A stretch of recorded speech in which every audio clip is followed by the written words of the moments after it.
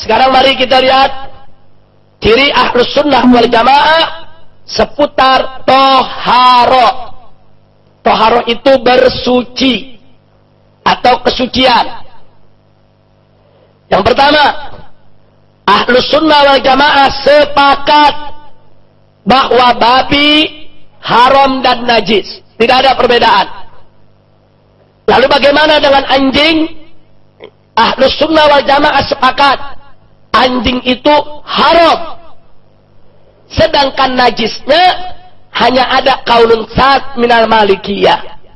Ada satu pendapat yang menyimpang dari Ahlus Sunnah, di mana Imam Malik mazhabnya mengatakan bahwa anjing itu walaupun moncongnya saudara, air liurnya kalau dia menjilat daripada bejana kita, Nabi suruh kita bersihkan.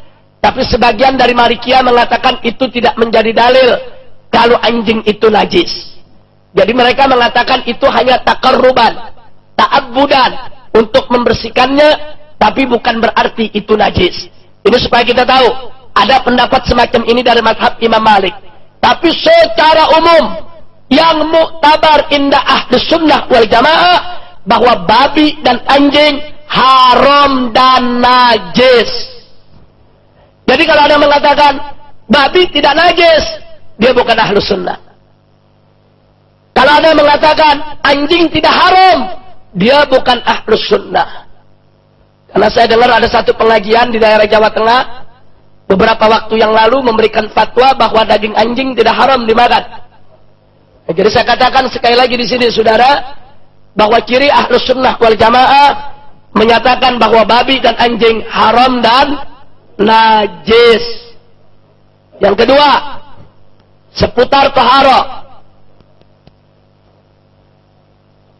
Sepakat Ahlus Sunnah wal Jamaah bahwa boleh istinja dengan batu, baik untuk buang air kecil maupun buang air besar. Ahlus Sunnah sepakat, buang air besar atau buang air kecil, istinja dengan batu boleh, walaupun yang afdal tetap dengan air. Jadi kalau ada kelompok yang mengatakan istinja tidak boleh dengan batu, harus dengan air, wajib dengan air, nggak boleh dengan batu, dalam buang air besar maupun buang air kecil. Atau dia punya pendapat kalau buang air besar boleh pakai batu, buang air kecil tidak boleh pakai batu. Itu semua bukan pendapat Ahlus Sunnah wal Jamaah. Ahlus Sunnah wal Jamaah sepakat boleh istinja dengan batu, baik dalam buang air kecil maupun dalam buang air besar. Nggak ada Ahlus Sunnah berbeda soal itu. Itulah ciri Ahlus Sunnah wal Jamaah seputar taharah. Berikutnya masih soal taharah. Sepakat Ahlus Sunnah wal Jamaah, setiap muslim boleh memakai khuf dan boleh taharah dengan mengusap di atas khuf, saudara. Khuf itu maksudnya sepatu kulit yang menutup seluruh bagian kaki dari mulai telapak kaki sampai mata kaki. Dibuat dari bahan yang tidak tembus air. Dibuat dari bahan yang memungkinkan untuk dibawa musafir panjang. Dibuat dari bahan yang memang ditujukan sebagai sepatu. Kalau ada orang ambil wudu sempurna, setelah ambil wudu dia pakai itu sepatu. Setelah dia pakai itu sepatu, tahu-tahu wudunya batal. Nanti dia mau sholat, dia mau wudu lagi, maka sepatunya tidak perlu dibuka. Yang lain wudu seperti biasa, nanti begitu cuci kaki cukup diusap saja sepatunya. Itu Ahlus Sunnah wal Jamaah sepakat boleh. Nah, tapi kalau dalam kalangan mazhab Syiah tidak boleh, saudara. Jadi nggak ada itu khuf. Makanya kadang-kadang yang lucunya ada Ahlus Sunnah sama Syiah kalau lagi ribut masalah khuf dijadiin akidah, saudara. Dibilang pokoknya kalau pakai khuf Ahlus Sunnah, kalau nggak pakai khuf Syiah. Ini masalah khuf bukan akidah, ini persoalan fikih. Betul, ini ciri Ahlus Sunnah, tapi jangan dijadikan akidah. Artinya dijadikan akidah gara-gara orang mengatakan nggak ada itu khuf, langsung kita kafirkan. Jangan. Ini persoalan fikih, bukan persoalan akidah.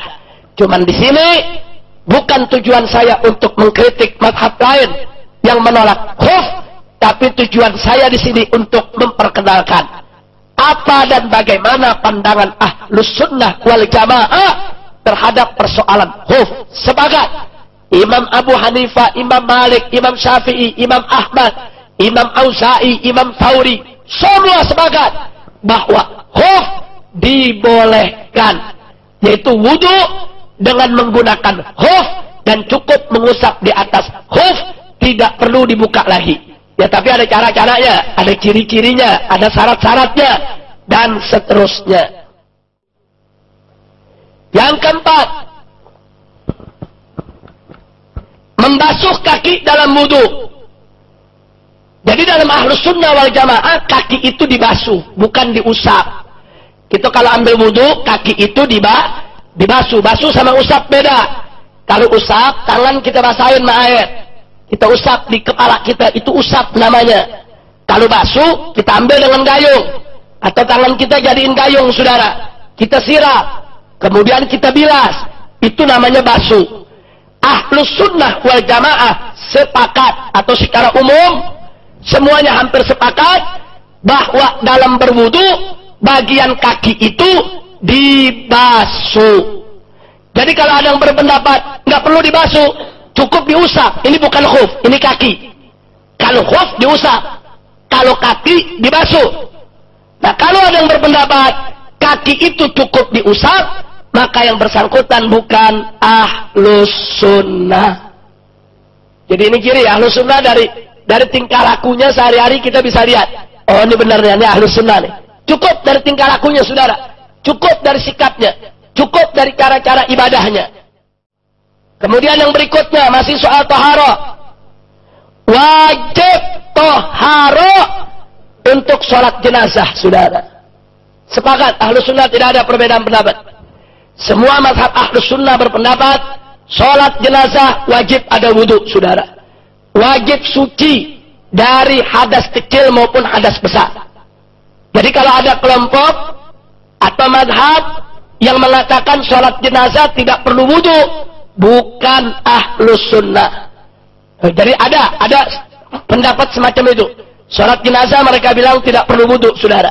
Nah, saya ingatkan, kalau ada yang mengatakan sholat jenazah tidak perlu wudu, bukan pendapat Ahlus Sunnah wal Jamaah.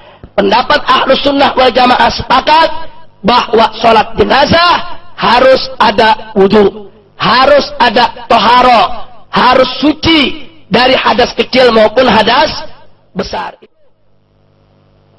Ahlus Sunnah sepakat, bagi orang yang memandikan mayit disunnahkan untuk mandi. Jadi bagi orang yang memandikan mayit, beres mandiin disunahkan dia mandi, saudara. Itu Ahlus Sunnah sepakat, sunnah. Jadi kalau ada yang mengatakan, nggak perlu, nggak ada itu sunnahnya, nggak disyariatkan itu, dia bukan Ahlus Sunnah, saudara. Jadi Ahlus Sunnah wal Jamaah ini populer, sudah. Siapa yang memandikan mayit dianjurkan untuk mandi.